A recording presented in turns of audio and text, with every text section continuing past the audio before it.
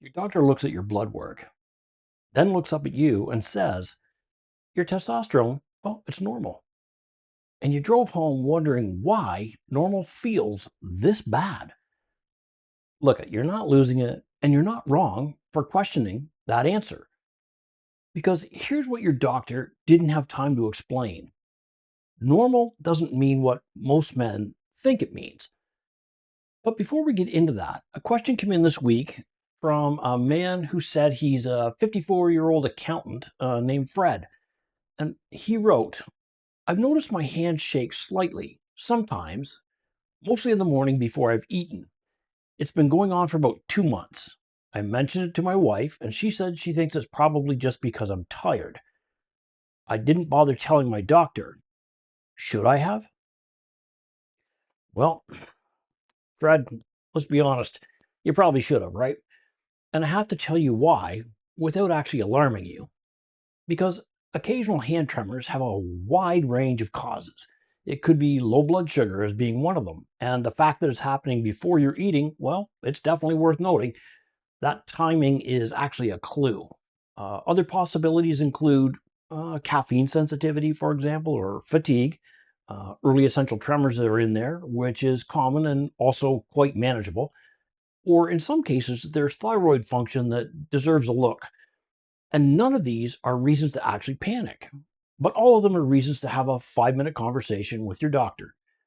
And here's the thing about most men over 40: we've developed a very high threshold for what we consider to be worth mentioning. 2 months of a new symptom is worth mentioning. Write it down before your next appointment, describe what's happening and how long it lasts, and whether anything makes it better or makes it worse. That information actually matters. Now, don't edit yourself before the appointment even starts. Let your doctor do their job with the full picture. Thanks for sending that in, Fred, and keep the questions coming, please. So, I'm Nurse Healy. I've been a registered nurse for over 30 years of frontline and occupational health nursing. This channel exists for men over 40 who want straight answers about what their body is actually doing, with no noise, no sales pitch, and just truth. So, let's get into it. So, your testosterone came back normal. Let's talk about what that actually means. The normal range for testosterone, if I remember correctly, in adult males is somewhere between 8 and 30 nanomoles per liter. That depends on each lab, right? And yeah, that's a really wide range, right? And it's intentionally wide because it was built to reflect billions of men. And out of those men, there's different ages and health statuses and cultural backgrounds and body compositions, different lifestyles. So a 28-year-old in peak physical condition and a 58-year-old managing chronic stress and poor sleep can both fall inside the same range and be told the same thing. Your lab values are normal. But normal compared to what? That question almost never gets asked in a standard appointment. And unfortunately, it should. Here's what the range doesn't tell you. It doesn't tell you what your baseline was when you were 35. It also doesn't tell you where you sit within that range, whether you're at the top of it, or in the middle, or just scraping the bottom of the barrel. That's still technically inside the fences, though, right? Two men, same age. One tests at 28 and one tests at 9. Both are inside normal. Both get sent home.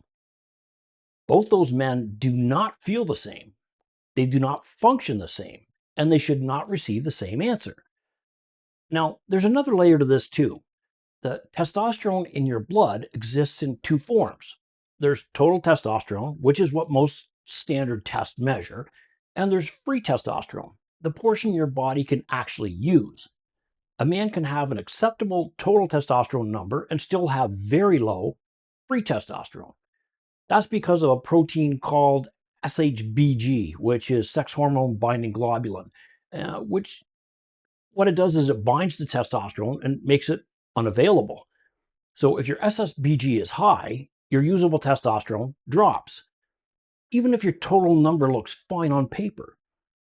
Most standard panels don't check this. Most men are never told this distinction exists either. So, what do you do with this? First thing you do is if you've been told your testosterone is normal, but you're still experiencing fatigue and mood changes and loss of muscle and increased belly fat or reduced drive, go back. Ask for three specific numbers. I'm looking for total testosterone, free testosterone, and SHBG. Those three together tell a story that one number alone simply cannot. Second, where you fall within the range, not just whether you're in it. There's a significant difference between sitting at 27 and sitting at 9. You deserve to know which one you actually are, right? And third is tell your doctor how you feel, not just what the number says. Symptoms are actually clinical data, right? How you function on your day to day, how your energy is, and your mood, and your recovery. These are not soft complaints. These are part of the picture. A good clinician looks at both the number and the man sitting in front of them. If that conversation isn't happening, you are allowed to ask. Now, I need to make this perfectly clear. This is not an argument for testosterone therapy, not in the least, because that decision is very complex. It requires a proper evaluation and full labs and a clinician that takes your history seriously. What this is an argument for better questions. Because the men who come to me frustrated and dismissed are not imagining their symptoms. They're not attention seeking and they're not chasing something they saw in an advertisement. They're men whose bodies are telling them something and whose lab results technically cleared them without ever really looking close enough. Normal is a starting point, not a final answer. Well, that's all the time we have for today.